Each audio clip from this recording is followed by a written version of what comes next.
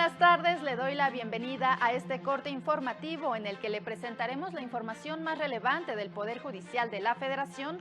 Hoy es jueves 5 de junio de 2025, soy Laura Murillo y saludo a Eusiris Rostro en la interpretación en lengua de señas mexicana. Comenzamos.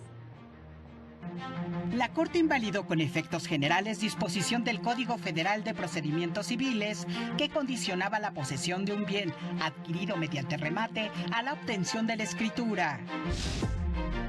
Víctimas indirectas de un feminicidio tienen derecho a la reparación integral del daño, estableció la primera sala. El litigio estratégico social puede ayudar a eliminar las causas estructurales que originan la desigualdad, aseguró el académico Ricardo Ortega.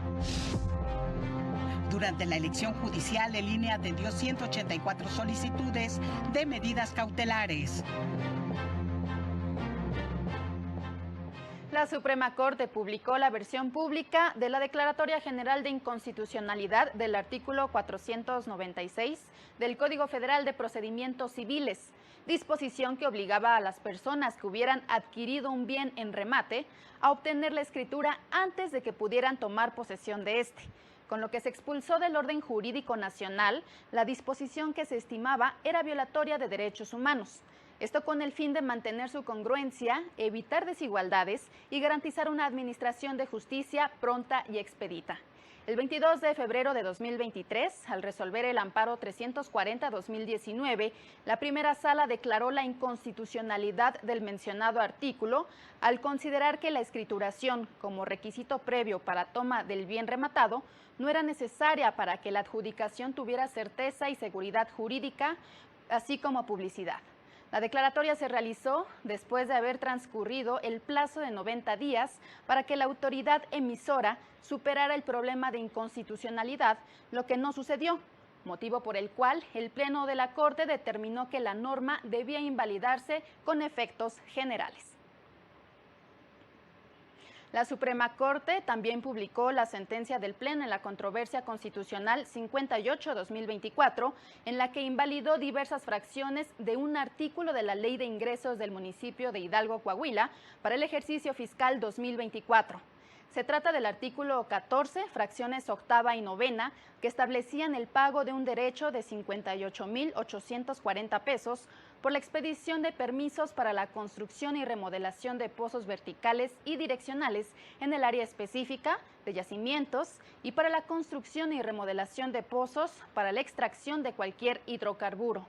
El Pleno explicó que el legislador local invadió las competencias exclusivas de la Federación para regular, aprovechar y explotar los bienes de dominio de la nación. Recordó que la Constitución reserva a la Federación la propiedad de los recursos naturales que se encuentran en el subsuelo, por lo que corresponde a ella la exploración y explotación de dichos recursos. Por estas razones, invalidó la norma impugnada. La primera sala de la Corte estableció que la prescripción del derecho a la reparación integral del daño respecto de la víctima indirecta menor de edad comenzará a correr a partir de que cumpla 18 años, momento a partir del cual también puede renunciar a dicha reparación. Este criterio lo estableció al resolver un amparo promovido por una mujer en nombre propio y de su nieto menor de edad en su carácter de víctimas indirectas del feminicidio agravado de su hija y madre del menor, reclamando en segunda instancia la reparación del daño. Además, precisó que para fijar el monto provisional por lucro cesante, es factible emplear como parámetro para su cálculo el salario mínimo vigente en el área geográfica en donde laboraba la víctima directa en el año de su fallecimiento. También estimó procedente el pago de gastos y costas del asesor jurídico privado y los gastos de transporte. La sala consideró que ante la insolvencia acreditada del sentenciado, el Estado, por conducto de la Comisión de Atención a Víctimas, que sea competente, repare de forma subsidiaria y en favor de las víctimas indirectas el daño integral sufrido. Y el litigio de derechos sociales se puede convertir en una herramienta clave y poderosa para impulsar una transformación estructural contra la desigualdad. Esto lo aseguró Ricardo Ortega Soriano, académico del Departamento de Derecho de la Universidad Iberoamericana. Transitar de un modelo de litigiosidad individual a una apuesta a soluciones más integrales y que incluso puedan atender o incidir en políticas públicas. Hay un intento por utilizar o dar a los derechos sociales un potencial que trasciende el ámbito específico del remedio de casos aislados. Durante el seminario virtual sobre desigualdad socioeconómica, sistema de justicia y derechos humanos, el académico subrayó que en algunas cortes constitucionales en Latinoamérica hay una tendencia de limitación para emitir sentencias que ataquen las causas estructurales que originan la desigualdad. Creo que estamos experimentando en América Latina, en México en particular ahora, una tendencia en donde se suele cuestionar y ver con sospecha el activismo de los tribunales y el potencial de los tribunales para dictar políticas públicas más allá de el esquema tradicional de división de poderes, ¿no? Entonces, este retraimiento de las cortes que está ocasionado por la autolimitación que algunas cortes se han venido imponiendo respecto a su potencial resolutor, pues me parece que de alguna manera merma el potencial transformador que puede darse a partir de las sentencias llamadas estructurales. Y como parte de la campaña 100 sentencias de la Corte que hacen justicia, el máximo tribunal destacó la resolución del amparo en revisión 702-2018 relacionado con un grupo de personas con discapacidad que pretendían crear una asociación civil y se enfrentaron a la negativa de un notario, pues argumentó que la ley no lo permitía. Un juez les negó el amparo que solicitaron al considerar que los notarios no son autoridades responsables, es decir, no tienen poder público ni imponen decisiones de forma unilateral, por lo que no se cometió un acto de autoridad que pudiera ser impugnado, y así las personas afectadas acudieron a la Corte. La primera sala determinó que las personas con discapacidad tienen derecho a que se les reconozca su capacidad jurídica, es decir, a que se respete su voz, voluntad y autonomía ante la ley.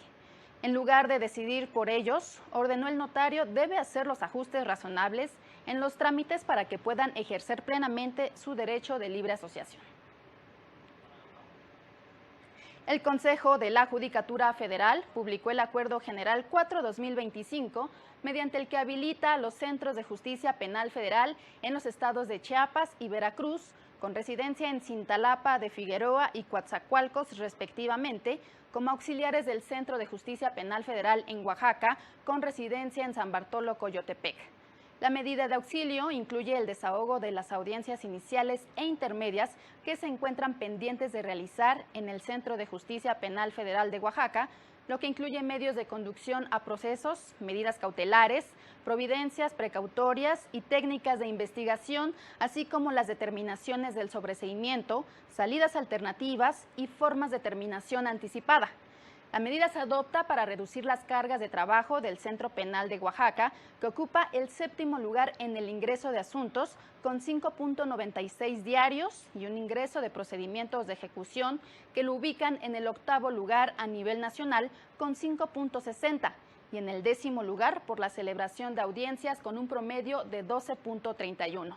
La compleja situación de seguridad que vive la entidad ha propiciado una atípica saturación del Centro de Justicia Penal Federal en Oaxaca, que obliga a otorgarle apoyo.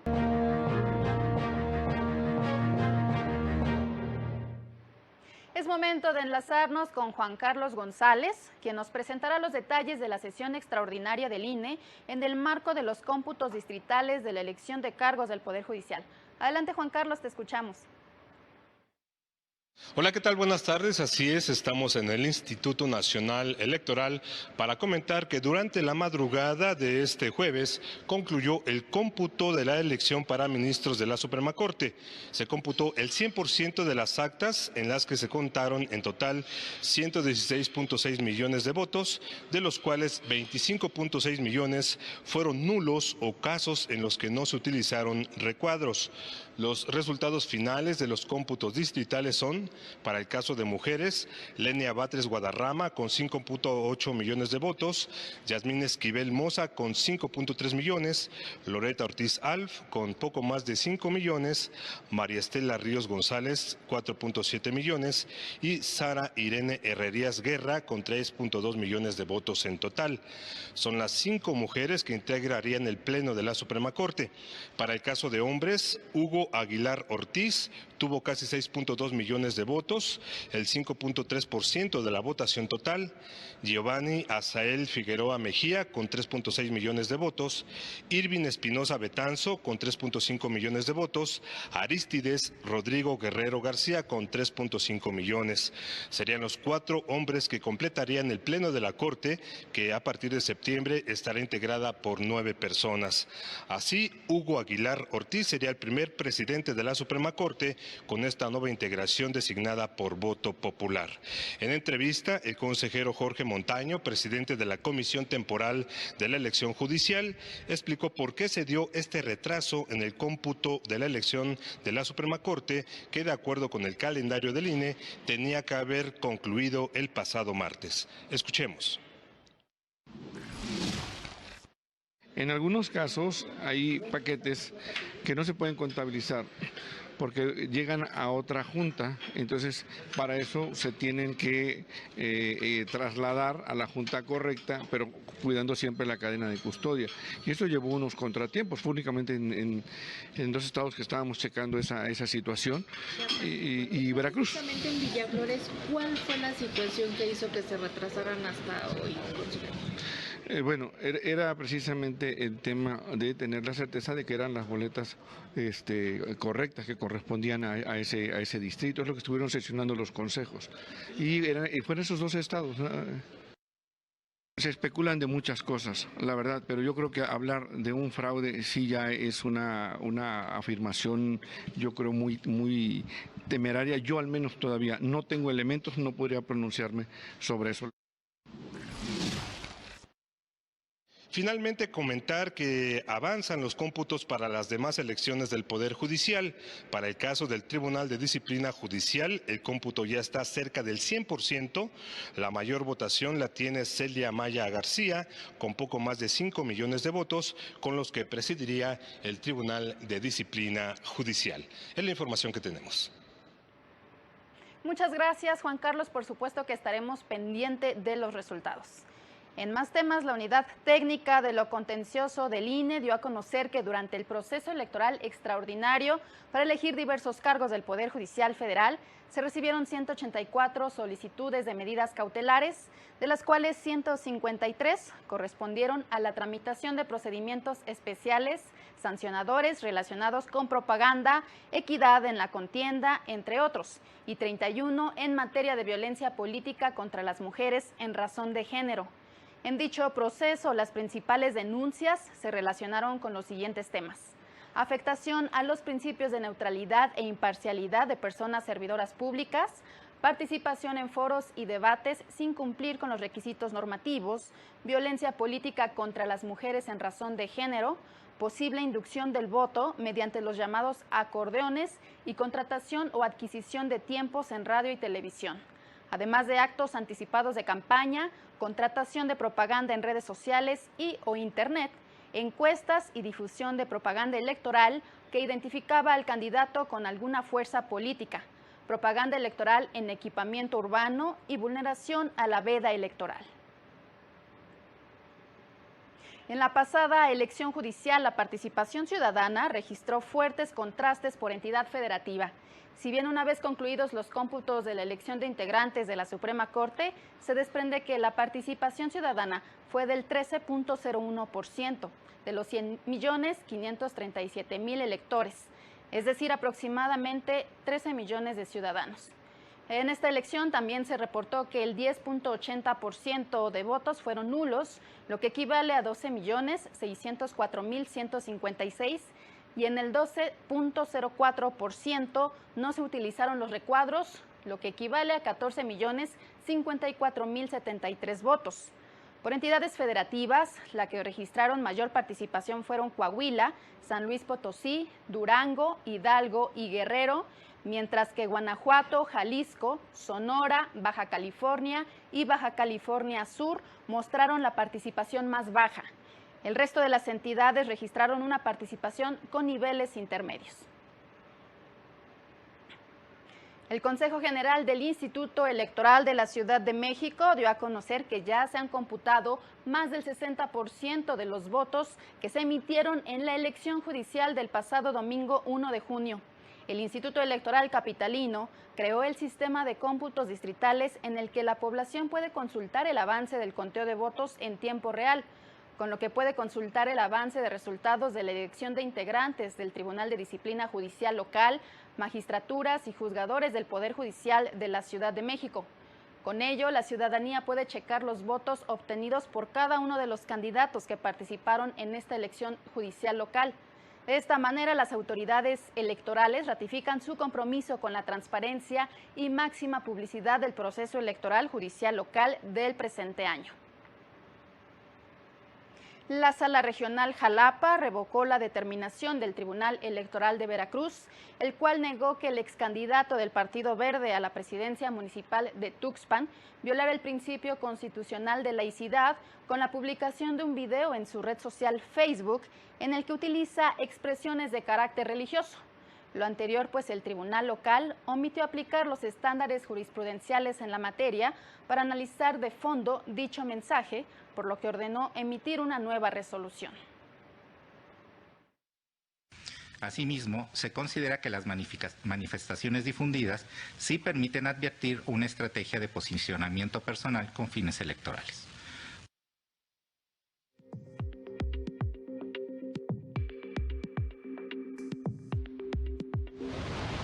En el Poder Judicial de Chiapas se impartió la conferencia La progresividad de derechos en la Ley General de Mecanismos Alternativos, como una manera de promover la mediación para la solución de conflictos que abone a una justicia más humanista, accesible y cercana a la ciudadanía.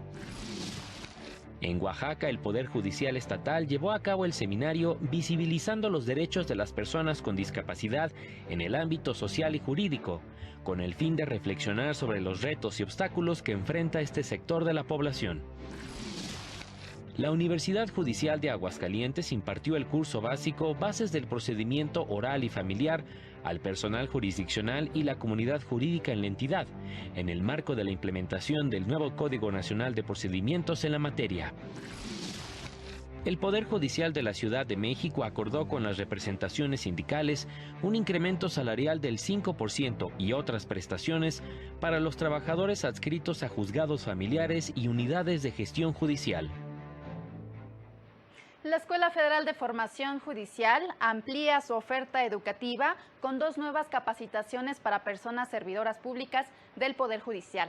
La 4ª edición del curso Enfoques Diferenciales para el Acceso a la Justicia pretende hacer una aproximación general y analizar el contenido de los protocolos para juzgar con perspectiva de género, con perspectiva de orientación sexual, identidad y expresión de género y características sexuales, con perspectiva de discapacidad y con perspectiva intercultural.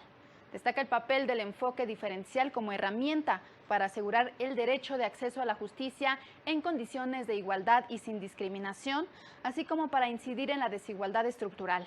Mientras que el curso Desempeño de Funciones con Perspectiva de Género y Liderazgo Inclusivo permitirá a las y los participantes identificar, analizar y comprender cómo realizar sus funciones diarias con perspectiva de género e incluyente, así como sus efectos en el logro de la igualdad de género.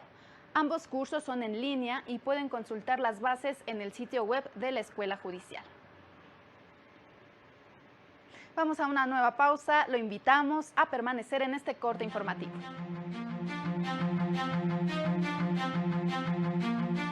Más adelante, desestiman demanda de México contra armadoras de Estados Unidos.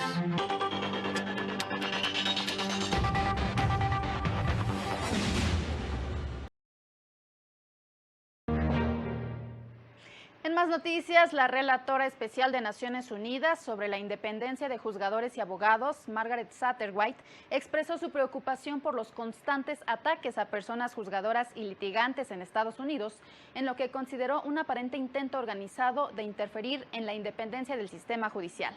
señaló que tiene documentado cómo funcionarios del gobierno han hecho declaraciones públicas en las que califican a los profesionales del derecho como sus adversarios o como una amenaza.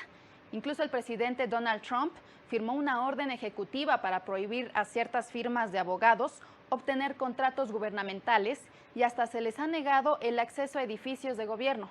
Por otra parte, indicó que son alarmantes la constante denigración y las amenazas de juicio político del presidente Trump hacia los jueces que han emitido resoluciones contra determinaciones del Ejecutivo en cortes federales. La Comisión Interamericana de Derechos Humanos hizo una invitación a los Estados miembros y a la sociedad civil a participar en la identificación de casos que puedan aportar al desarrollo del orden público interamericano. A partir de este jueves y hasta el próximo 30 de junio, recibirá aportes mediante su sistema electrónico disponible en español, inglés, portugués y francés. Esta convocatoria pretende identificar los asuntos que permitan ampliar los estándares interamericanos en temas que puedan ser relevantes para la región o abordar situaciones relacionadas con el funcionamiento o eficacia del sistema interamericano. Integrantes de la Organización del Poder del Consumidor advirtieron que de no atender el tema de salud, en los próximos 5 años la prevalencia de sobrepeso y obesidad excederá el 56%. Universidades privadas interpusieron recursos de amparo contra la ley que prohíbe la venta de alimentos ultraprocesados y bebidas con altos contenidos de azúcares en las escuelas, que entró en vigor el pasado 29 de marzo.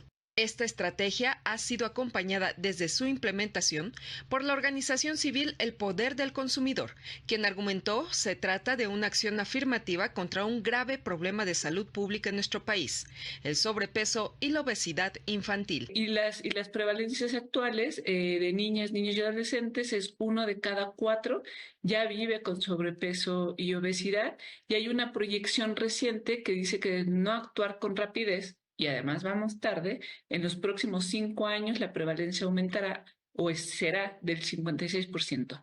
1 de cada 2 infantes va a desarrollar diabetes a lo largo de su vida y 1 de cada 6 jóvenes mayores de 20 años ya vive con ella. El objetivo es claro, afirmó la especialista, fomentar en las primeras infancias y desde la educación de las escuelas buenos hábitos alimenticios. Las escuelas, no importa qué grado o qué nivel, sí son responsabilidad del Estado. Entonces el Estado debe de garantizar los derechos de forma general en esos espacios, pero también el derecho a una alimentación adecuada, no importa el nivel educativo. Las instituciones educativas tienen 6 meses para adecuarse a las nuevas disposiciones. Recibirán capacitación y de no acatar serán acreedores a multas de hasta 1.695.000 pesos. Donde pues esta regulación solo aplica al interior de las escuelas. ¿Quién es la persona indicada para poder dar el seguimiento a la aplicación y quién verdaderamente es sancionado? Es el servidor público. Y el servidor público es la autoridad educativa. No serán sancionados padres de familia, pero sí podrían coadyuvar con las medidas para fomentar el buen hábito en los infantes. Para el canal del Poder Judicial de la Federación, Citlali Pérez. Y en más temas, el Tribunal Superior Agrario informó que al cierre de mayo pasado se encuentran en trámite 49.421 juicios en los distintos tribunales unitarios agrarios de todo el país, de los cuales el 53% corresponde a personas que son representadas por la Procuraduría Agraria de manera gratuita. Destacó que su impulso ante la adecuada asesoría pública y gratuita en favor de los ejidos y comunidades indígenas y afromexicanas permite una impartición de justicia pronta y expedita. La Corte Suprema de Estados Unidos desestimó la demanda de México en contra de las empresas fabricantes de armas, en la que las acusa de fomentar la violencia de las organizaciones criminales. Bajo las leyes de la Unión Americana, que en gran medida protegen a los fabricantes de armas de responsabilidad cuando son utilizadas en un delito, la Corte Suprema bloqueó la demanda impulsada por las autoridades mexicanas. La jueza Elena Kagan indicó que México no aportó pruebas que demuestren que las armadoras hayan ayudado e instigado a la venta ilegal de armas de fuego a organizaciones criminales que operan en México. México argumentaba que el 70% de las armas que utilizan las organizaciones criminales ingresaron de manera ilegal al país, procedentes de Estados Unidos. argumento que fue desestimado por la Corte Suprema de Estados Unidos. Así llegamos al final de este corte informativo. Agradecemos que nos haya acompañado y lo invitamos a sintonizar el noticiario nocturno a las 8:30 de la noche. Le deseamos una excelente tarde. Hasta pronto.